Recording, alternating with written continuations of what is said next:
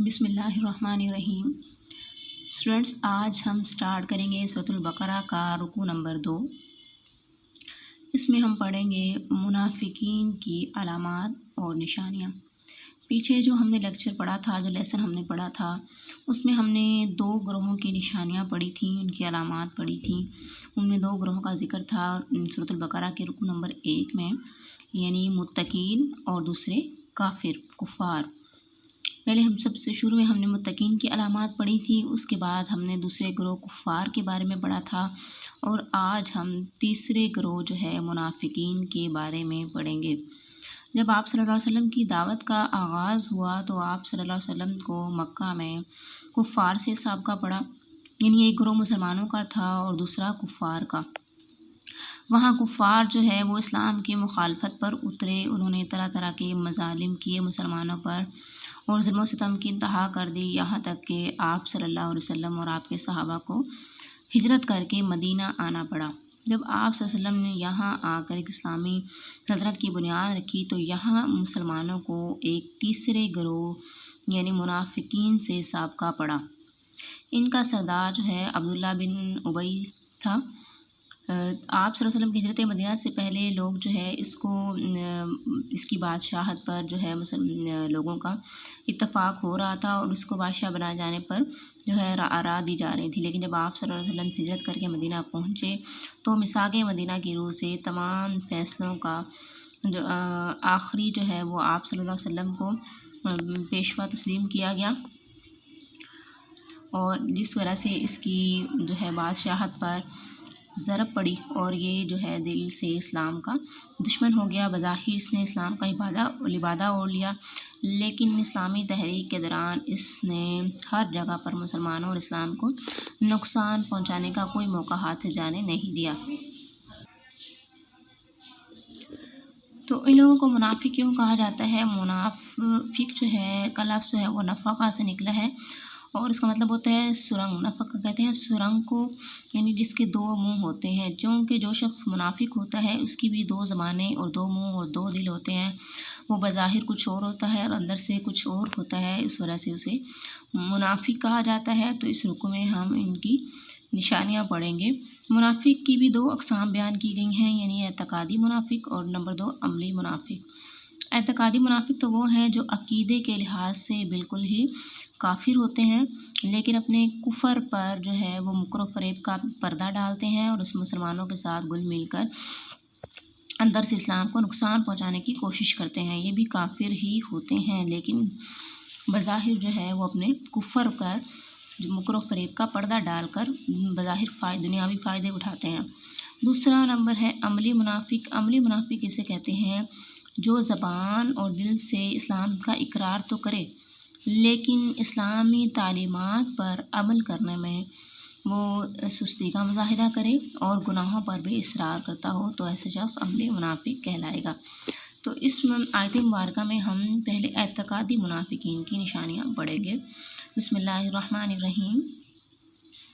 ومن اور من سے، الناسی لوگوں سے، اور لوگوں میں سے، من جو لوگ یقولو کہتے ہیں آمنا ہم ایمان لائے، باللہ اللہ تعالیٰ پر، وبالیوم الآخر اور آخرت کے دن پر، وما اور حالانکہ نہیں ہم وہ بمؤمنین ایمان لانے والے۔ اور لوگوں میں سے بعض ایسے ہیں جو کہتے ہیں کہ ہم اللہ پر ایمان رکھتے ہیں اور آخرت کے دن پر، اور حالانکہ وہ ایمان لانے والے نہیں۔ اس میں سب سے پہلی نشانی منافقین کی کیا بیان کی گئی ہے؟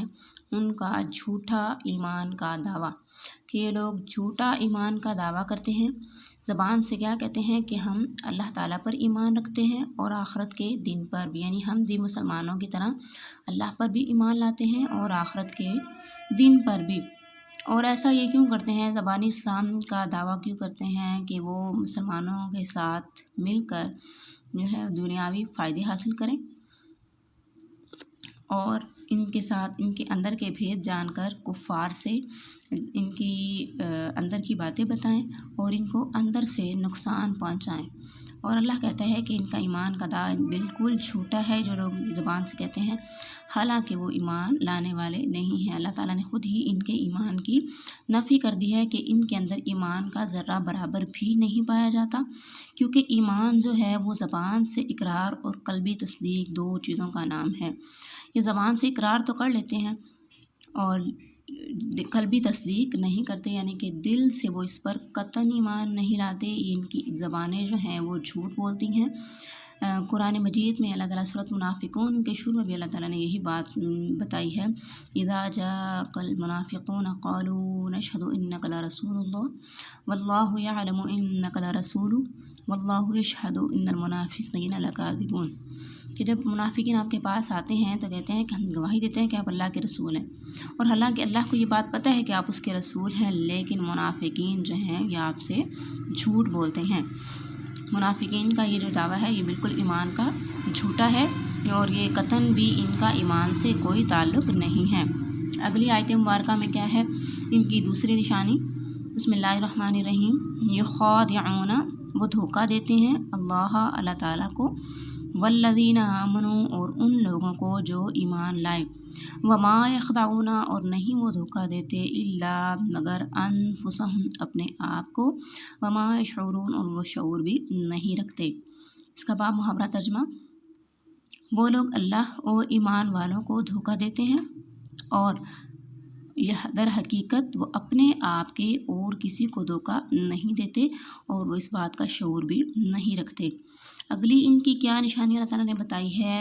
ایمان والوں کو دھوکہ دینا، دھوکہ دہی سے یہ کام لیتے ہیں۔ ان کی دوسری نشانی کیا ہے کہ یہ ایمان والوں کو یہ جو زبان سے اپنی زبان سے جو ایمان لانے کا دعویٰ کرتے ہیں تو یہ کس لیے کرتے ہیں کہ ہم اللہ کو اور ایمان والوں کو دھوکہ دیں، در حقیقت ان کے دلوں میں ایمان ہوتا نہیں ہے، یہ صرف دنیاوی منفعت، فائدے اور مسلمانوں کے اندرونی بھید لینے کے لیے یہ ان کے ساتھ مل جاتے ہیں۔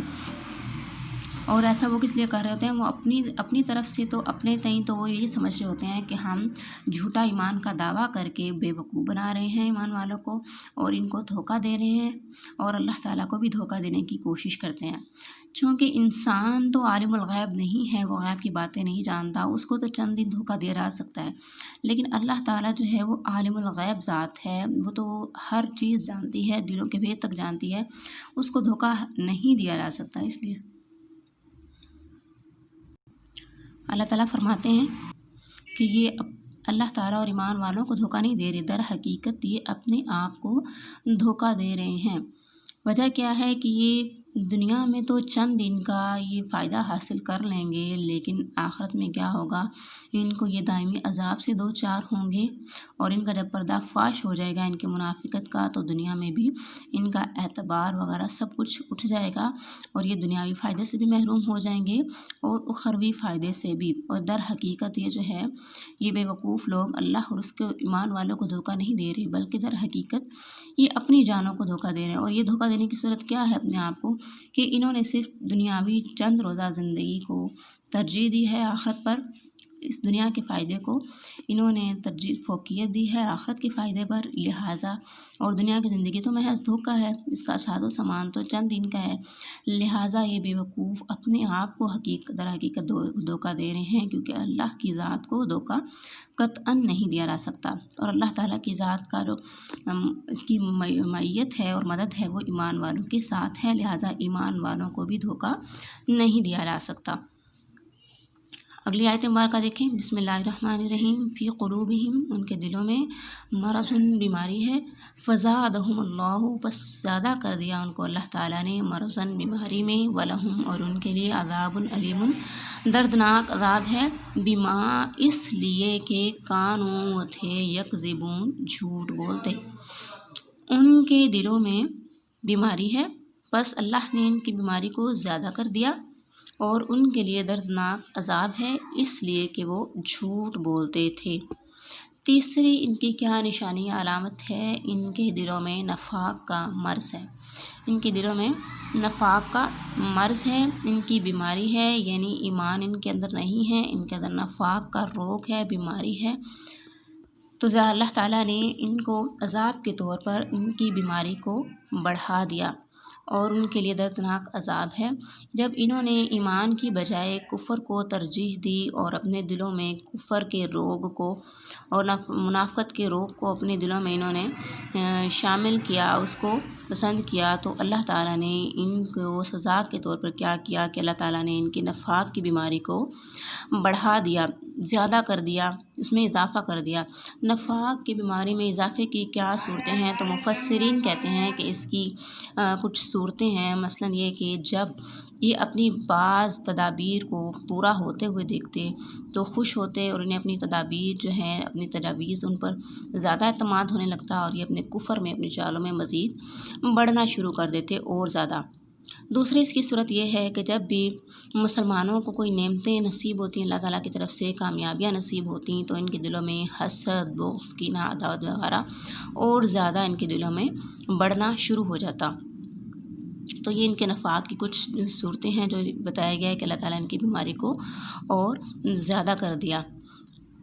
اور اخروی ان کے لیے جو ہے وہ سزا کیا ہے؟ وہ ان کے لیے ہے عذاب علیم۔ عذاب علیم کی وضاحت قرآن مجید میں ایک اور جگہ پر بیان فرمائی گئی ہے کہ ان المنافقین فی الدرک الاسفل من النار، کہ یہ جو منافقین ہیں قیامت میں، آخرت میں قیامت کے روز یہ لوگ جہنم کے سب سے نچلے درجے میں ہوں گے۔ تو یہ ہے ان کی اخروی سزا، اور ان کی اخروی سزا کا سبب کیا بیان کیا گیا ہے؟ ان کا جھوٹ بولنا، مسلمانوں کو اور اللہ کو دھوکہ دینے کی کوشش کرنا، اپنے کفر میں بڑھنا۔ اس وجہ سے اللہ تعالیٰ نے سزا کے طور پر ان کی دنیاوی سزا میں بھی اضافہ کیا، ان کے مرض کو، ان کے نفاق کی بیماری کو اور زیادہ بڑھا دیا، اور آخرت میں ان کے لیے اللہ تعالیٰ نے دردناک عذاب کو یعنی عذاب علیم کو چنا ہے۔ اللہ پاک ہم سب کو جو ہے صحیح ایمان کی حلاوت نصیب کرے، اور ہم سب کو کفر و شرک اور نفاق جیسی بیماریوں سے اللہ تعالیٰ ہم سب کو بچائے، اور ایمان کی حالت میں ہم سب کا خاتمہ کرے۔ آمین۔